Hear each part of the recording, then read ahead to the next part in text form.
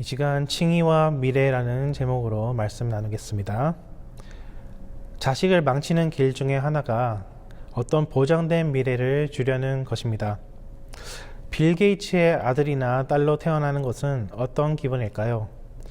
평생 동안 아무것도 하지 않아도 하고 싶은 것을 다 하면서 살 수 있다면 어떨까요? 아마도 처음에는 좋겠지만 금세 질리고 허무함을 느끼게 될 것입니다. 그래서 그런지 빌 게이츠는 자신의 세 자녀에게 각각 유산을 $10,000만 주겠다라고 선언했습니다. 물론 우리 같은 일반인에게는 $10,000가 엄청나게 큰 돈이지만 2020년 이 발언을 한 기준으로 $10,000는 빌 게이츠의 재산의 0.02%밖에 되지 않는다라고 합니다. 삶의 의미는 돈을 모으는 것 그리고 즐기는 것에 있지 아니하고 자신의 삶을 개척해 나가는 것에 있다라고 그는 생각했기 때문입니다. 서울대 철학과 출신 중에 가장 유명한 사람은 얼마 전까지는 김영삼 대통령과 탤런트 이순재 씨가 2위를 앞다투었는데 최근에 아주 강력한 다크호스가 등장했습니다.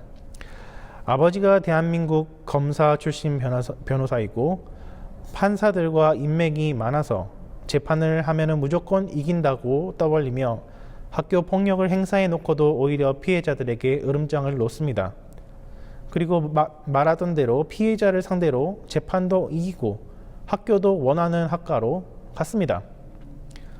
그런데 이 학생의 아버지는 그런 권력을 가지고 있는 것까지는 그렇다고 치더라도 자식에게 그거를 자랑스럽게 얘기하고 그리고 자식은 또 아버지의 권력을 이용해서 피해자들에게 2차 가해를 하고 이런 거를 해서는 안 되는 것이었죠.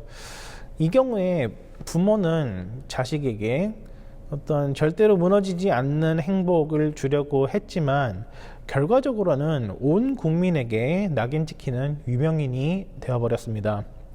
사람이 보기에 아무리 좋은 것이라고 하더라도 그것을 잘못 사용하고 자식에게 안 좋은 방법으로 물려주면 오히려 독이 됩니다. 지난 시간에 이어서 오늘 본문은 세상의 자식 사랑과 조금 다른 하나님 아버지의 자식 사랑이 드러납니다. 사도 바울은 말씀합니다. 우리의 아버지가 하늘의 재판장이시다. 그리고 예수님과 성령님이 우리의 변호사시다. 누가 우리를 고소할 수 있겠느냐? 그리고 이 하나님의 사랑 때문에 우리에게는 모든 것이 협력하여 선을 이룬다 라고 얘기합니다. 여기까지는 좋습니다. 그런데 조금 더 읽어 내려가다 보면은 삼위일체 하나님이 우리의 재판을 도와주시는 것이 우리에게 주는 유익은 하나님의 사랑으로부터 아무도 우리를 끊을 수 없다라는 점에 있지 그것이 우리로 하여금 가난을 벗어나거나 인생의 고난과 환난을 피하게 해주거나 그러지는 않는다라고 합니다. 우리는 한동안 법정적 칭의에 대해 다루었고 오늘 본문은 로마서 8장까지의 내용을 정리하며 일단락합니다. 법정적 칭의라고 하는 것은 하늘 법정에서 하나님이 우리를 의롭다라고 판결을 내려주시는 것입니다. 우리는 똑같은 죄인인데 예수 피공로로 하늘 아버지께서 무죄로 쳐주신다라는 말입니다. 그러니까 법정적 칭의라는 말은 이게 무슨 철학적인 개념으로 우리가 머리로 이해하기만 되는 것이 아니라 실제로 재판이 일어났다. 그리고 우리는 실제로 판사이신 아버지 하나님께로부터 무죄 판정을 받았다라는 이야기입니다. 그리고 이 때문에 우리에게는 행복이 보장된 미래가 마련되어 있다고 합니다. 그렇다면 구체적으로 어떠한 방식으로 칭의가 우리를 행복한 미래로 이끄는지 살펴보겠습니다. 사람은 미래를 모르기 때문에 답답해합니다. 그리고 정작 우리의 미래를 위해서 우리가 뭐가 제일 좋은지 우리조차도 모릅니다. 하지만 성령님은 아십니다. 26절입니다. 이와 같이 성령도 우리의 연약함을 도우시나니 우리는 마땅히 기도할 바를 알지 못하나 오직 성령이 말할 수 없는 탄식으로 우리를 위하여 친히 간구하시느니라. 그런데 성령 하나님뿐 아니라 성부 하나님께서도 우리를 도우시는데 27절에 마음을 살피시는 이가 성령의 생각을 아시나니 라고 되어 있는데, 여기서 마음을 살피시는 이는 성부 하나님을 뜻하겠죠. 그러니까 성부 하나님과 성령 하나님 모두 우리가 마음으로 뭘 원하시는지 다 파악하고 계십니다. 더 나아가서 우리에게 가장 좋은 것이 무엇인지도 알고 계시고, 그 가장 좋은 길이 우리 눈앞에 펼쳐지도록 성부 하나님이 성령 하나님께 알려주시고, 또 성령 하나님은 성부 하나님께 그것이 이루어지도록 기도하신다라는 이야기입니다. 그래서 우리가 살면서 겪게 되는 모든 일들은 우연의 연속이 아니라 다 하나님의 선하신 계획 안에 있다라고 말씀합니다. 아무리 사도 바울이라고 하더라도 1시간 뒤에 어떤 일이 일어날지는 그도 몰랐을 것입니다. 그러나 사도 바울이 미래에 관해 안다라고 자신할 수 있었던 것은 바로 우리에게 일어나는 모든 일에는 우연이라고는 없다라고 하는 것입니다. 28절입니다. 우리가 알거니와 하나님을 사랑하는 자 곧 그의 뜻대로 부르심을 입은 자들에게는 모든 것이 합력하여 선을 이루느니라. 여기서 그 뜻대로라고 하는 표현은 헬라어로 프로테시스라고 앞에 따로 세워두다라는 뜻인데, 의도를 가지고서 미리 정하여서라는 뜻을 가지며, 이에 따라 대부분의 영역본들에는 그 뜻대로라는 표현을 according to his purpose, 당신의 목적하심에 따라라고 번역을 하고 있습니다. 그리고 이어서 29절에서는 하나님을 사랑하는 자 곧 그 뜻대로 부르심을 입은 자들이 어떤 자들인지를 설명하는데, 그들은 곧 하나님이 미리 아신 자들이며 아들의 형상을 본받도록 미리 정해 놓으신 자들이고, 계속해서 30절에서는 또 미리 정하신 그들을 또한 부르시고, 부르신 그들을 또한 의롭다 하시고, 의롭다 하신 그들을 또한 영화롭게 하셨느니라 라고 하는데, 이 표현들은 다 과거형으로 되어 있습니다. 그러니까 정리해 보자면은, 하나님을 사랑하는 자 곧 그 뜻대로 부르심을 입은 자들은, 첫째, 하나님이 미리 정하셨다. 둘째, 하나님이 미리 다 알고 계신다. 셋째, 하나님이 부르셨다. 넷째, 하나님이 의롭다고 이미 선언하셨다. 다섯째, 하나님이 우리를 이미 영화롭게 하셨다라고 할 수 있습니다. 그러니까 하나님의 전지전능한 시점에서 보자면은 예수 그리스도께서 다시 오실 때라야 우리가 영화로운 몸으로 변하기는 하지만, 그 일어나는 것이 확실하기 때문에 마치 우리가 영화로운 몸을 가지게 되는 것이, 영화로운 영혼을 가지는 것이 마치 과거의 사실과도 같다라고 이야기하는 것입니다. 그리고 하나님은 우리가 영화롭게 되는 삶, 그러니까 마지막 날까지 신실하게 믿음을 지키며 하나님의 아들의 형상을 닮아가는 삶을 살아가도록 우리의 삶의 모든 행로를 다 아시고 다 결정해 놓으셨다라는 것을 뜻합니다. 그래서 하나님을 사랑하는 자 곧 그 뜻대로 부르심을 입은 자들에게는 나아가서 모든 것이 합력하여 선을 이룬다라고 말씀합니다. 우리는 소위 웰메이드 드라마나 영화를 말할 때에 얼마나 각본이 짜임새가 있는지, 그리고 이스터 에그 혹은 떡밥들을 얼마나 곳곳에 잘 뿌려두고 나중에 거두는지를 봅니다. 소위 웰메이드 드라마들은 버리는 대사와 씬이 거의 없습니다. 그래서 보는 내내 집중이 잘 됩니다.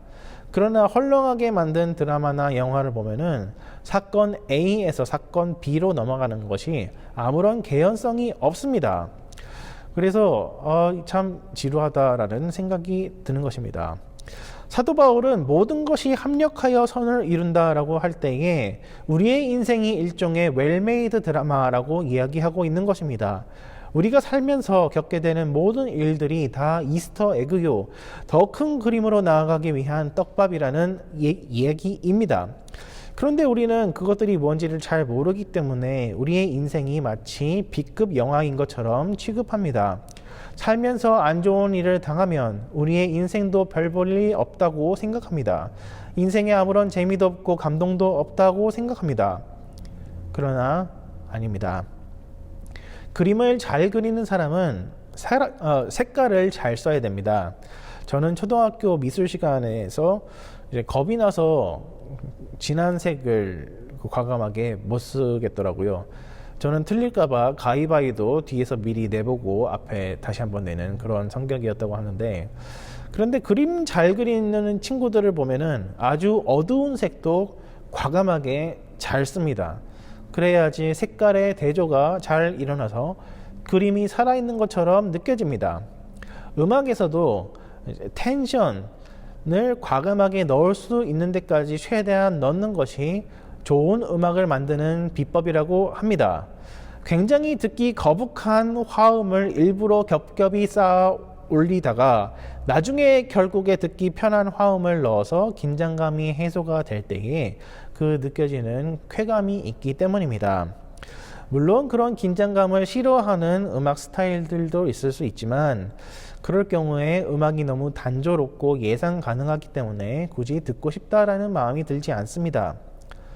그런데 그렇게 얘기하면은 하나님 너무 잔인한 거 아니신가요? 라는 마음이 들 수도 있습니다. 일부러 우리의 인생에 안 좋은 일들이 일어나도록 하신다는 이야기인가요? 그런데 여기서 말씀을 잘 보셔야 하는 것이, 사도 바울은 나쁜 일 자체가 좋은 것이다 라고 말하지 않고, 좋은 일이든 나쁜 일이든 그것들이 합력하여 선을 이룬다 라고 하고 있습니다. 어떻게 교통사고가 그 자체로 선한 일이 될 수 있겠습니까? 어떻게 질병과 가난과 고난이 그 자체로 좋고 환영할 만한 일이겠습니까? 그러나 그 일들이 하나님의 선하신 손 아래에 사용된다면 좋은 것으로 바뀔 수 있습니다. 하나님은 우리에게 감당 못할 시험을 주시지 않는다라는 확신이 우리에게 있다면은 어떠한 안 좋은 일이 우리에게 일어난다고 할지라도 다 결국에는 우리에게 유익이 오겠구나라고 우리가 믿을 수 있습니다. 그런데 모든 사람에게 모든 일이 합력하여 선을 이룬다라고 말씀하는 것이 아니라, 하나님을 사랑하는 자 곧 그 뜻대로 부르심을 입은 자들에게 그러하다라고 합니다. 그러니까 하나님의 부르심을 받지 않은 자들, 자기 욕심에 이끌리어 하나님을 거역하는 사람들, 로마서 1장에서 봤듯이 하나님은 이러한 사람들을 그냥 내버려 두신다라고 합니다. 그래서 하나님이 악인들에게 주시는 가장 큰 형벌은 원하는 것을 갖도록 하시는 것입니다. 큰 부와 명성을 가진다고 해서 반드시 다 행복한 것이 아닙니다. 남들이 부러워할 만한 외모를 가진다고 해서 사랑에 성공하는 것이 아닙니다. 왜 우리가 아는 재벌집 중에서는 부모 형제 간 우애가 좋은 집을 찾기가 어려운 것입니까? 외모가 출중한 헐리우드 연예인들이라고 해서 다 화목한 가정을 이루지 못하는 것을 여러분들도 보시지 않으십니까? 결국에 우리의 삶이 행복해지기 위해서 가장 중요한 것은 주관적으로는 우리의 마음이고 객관적으로는 하나님의 인도하심입니다.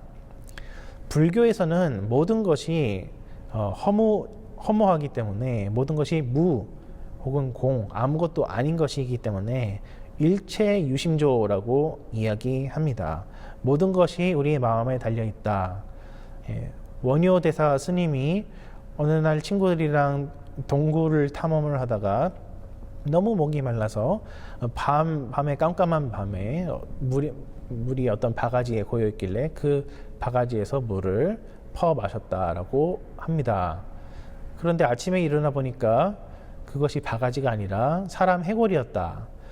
그것을 깨닫고 나니까 너무나 자기가 그 물을 먹었다라는 것이 역겹고, 그래서 토하고 난리가 났다고 합니다. 그것을 생각해 볼 때, 밤에는 내가 몰랐을 때에는 물이 참 달고 맛있었는데 아침에 일어나고 보니까 물이 엄청 역겨운 것이 되었다라고 하는 것을 생각해 볼 때, 모든 것은 마음에 달려 있구나. 물론 우리 기독교에서도 모든 것이 마음에 달려 있다라고 얘기는 하지만 그 이유가 조금 다릅니다. 불교에서는 이 모든 게 다 허상, 실제로 있는 것 같지만 존재하지 않는다. 그러니까 아무런 의미가 없다. 그러므로 좋은 일이 일어나든 나쁜 일이 일어나든 그것은 사실 상관이 없는 것이다. 그러니까 신경 쓰지 말아라 라고 얘기를 하는 것인 반면에, 우리 기독교에서는 인생이 허무한 것이 아니라, 인생의 의미가 없는 것이 아니라, 하나님께서 아주 세밀하게 특별하게 각 사람의 인생, 그것도 매 순간순간을 아주 공들여서 만들어 놓으셨다라고 하는 것입니다. 그렇다면은 인간이 행복해지는 비결은 마음에 있을진데, 그 마음을 어떻게 쓰는 것이냐 하면은, 하나님이 지금 이 순간에도 나에게 굉장히 특별한 스토리를 마련해 주셨구나. 내가 지금 여기에 서 있는 것도, 내가 지금 여기서 숨 쉬고, 내가 여기서 만나는 모든 사람들도, 내가 당하는 모든 일들도 다 하나님의 손 안에 있고, 다 하나님이 나에게 선물로 주시는구나 라고 생각하게 될 때에, 그때에 우리는 하나님께 감사하면서 살아갈 수 있을 것입니다.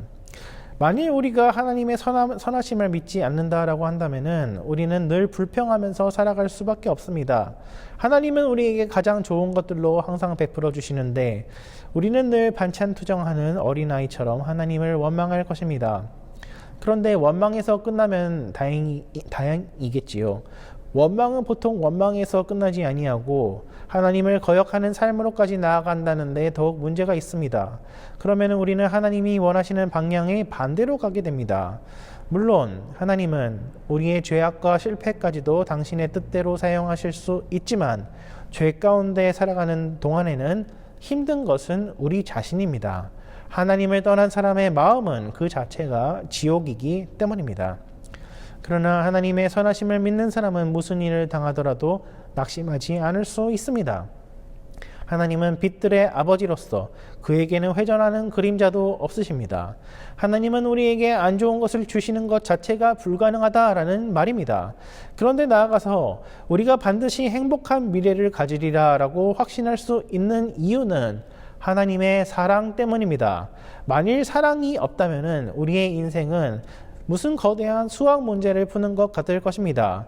여기에서는 마이너스, 저기서는 플러스, 이것들을 일일이 다 계산해야지만 우리가 행복을 느낄 수 있을 것입니다. 그러나 그때 그 계산된 행복이라고 할지라도 그저 거대한 기계가 돌아가는 것을 보며 느끼는 신기함 정도일 것입니다. 우리의 인생이 그저 커다란 시계 속의 태엽들이 맞아 떨어져서 움직이는 것 뿐이라면은 그 커다란 시계가 굴러간다라고 한들 우리에게 무슨 유익이 있겠습니까? 그러나 하나님을 믿는 우리에게 인생을 허락하신 이유는 바로 하나님이 우리를 사랑하시기 때문이라고 합니다. 31절입니다. 만일 하나님이 우리를 위하시면 누가 우리를 대적하리요? 자기 아들을 아끼지 아니하시고 우리 모든 사람을 위하여 내주신 이가 어찌 그 아들과 함께 모든 것을 우리에게 주시지 아니하겠느냐? 우리가 인간관계에서 마음을 열게 되는 때가 언제입니까? 이 사람은 나를 진정으로 위해주고 있구나라는 것을 느낄 때에 우리는 비로소 다른 사람에게 마음을 열기 시작합니다. 그렇다면 여러분, 하나님은 여러분에게 어떤 사람인가요? 하나님은 여러분을 진정으로 위하신다라는 것을 느끼시고 살아가고 계십니까? 하나님은 우리를 위하실까요? 오늘 말씀에 의하면은 위하신다고 합니다. 하늘 아버지께서 하늘 법정에서 우리를 위해 주신다라고 합니다. 그런데 우리를 위해 주시기 위해서 자기 아들도 아낌없이 주셨다라고 합니다. 그렇다고 한다면은 돈이나 세상 명예와 성공, 이런 것들을 우리에게 주시는 것은 일도 아니라는 말입니다. 하나님이 진정 우리를 위하신다라는 것이 여러분은 마음으로 믿어지십니까? 창조주이신 하나님께서 인간을 위해 주실 필요가 전혀 없습니다. 그런데 하나님은 우리를 위하실 뿐만 아니라 당신의 사랑하는 외아들도 우리에게 주셨습니다. 사도 바울은 하나님이 우리를 사랑하신다는 것에 이보다 더 확실한 증거는 없다라고 말씀합니다. 하나님은 우리를 생각하십니다. 하나님은 우리를 그리워하십니다. 하나님은 우리가 행복하기를 바라십니다. 예레미야서 29장 말씀입니다. 여호와의 말씀이니라. 너희를 향한 나의 생각을 내가 아나니 평안이요 재앙이 아니니라. 너희에게 미래와 희망을 주는 것이니라. 너희가 내게 부르짖으며 내게 와서 기도하면 내가 너희들의 기도를 들을 것이요 너희가 온 마음으로 나를 구하면 나를 찾을 것이요 나를 만나리라. 그러므로 누가 우리를 그리스도의 사랑에서 끊겠습니까? 환난이겠습니까? 곤고겠습니까? 박해, 기근, 적신, 위험, 칼이겠습니까? 사망이나 생명이나 천사들이나 권세자들이나 현재일이나 장래인이나 능력이나 높음이나 깊음이나 다른 어떤 피조물이라도 우리를 우리 주 그리스도 예수 안에 있는 하나님의 사랑에서 끊을 수 없을 것입니다. 하나님은 때로 우리를 사망의 음침한 골짜기로 보내시기도 합니다. 늘 햇빛이 찬란한 날만 있으면 얼마나 좋을까요? 예수 믿는다고 해서 불신자들보다 반드시 물질적으로 더 성공한다는 보장은 없습니다. 그러나 세상의 눈으로는 불행한 사건들의 연속을 우리가 지난다고 할지라도 우리를 붙드시는 하나님의 사랑만 있으면 우리는 넉넉히 이길 수 있습니다. 그 어떤 것도 우리를 예수 안에 있는 하나님의 사랑으로부터 끊을 수 없습니다. 우리는 연약하지만 길고 험난한 믿음의 여정을 넉넉히 이기며 갈 수 있도록 하나님은 우리에게 힘과 능력을 주시기 때문입니다. 말씀을 맺겠습니다. 세상 사람들의 목표는 안 좋은 일 피하는 것, 물질적으로 보장된 행복을 찾는 것이지만 예수 믿는 사람들의 목표는 예수 사랑을 아는 것입니다. 그리고 예수님을 닮아가는 것입니다. 예수님 사랑 안에 있다라고 하는 것은 우리의 행복한 미래를 우리 스스로도 막을 수 없다라는 것을 뜻합니다. 우리는 실패할래야 실패할 수 없는 인생입니다.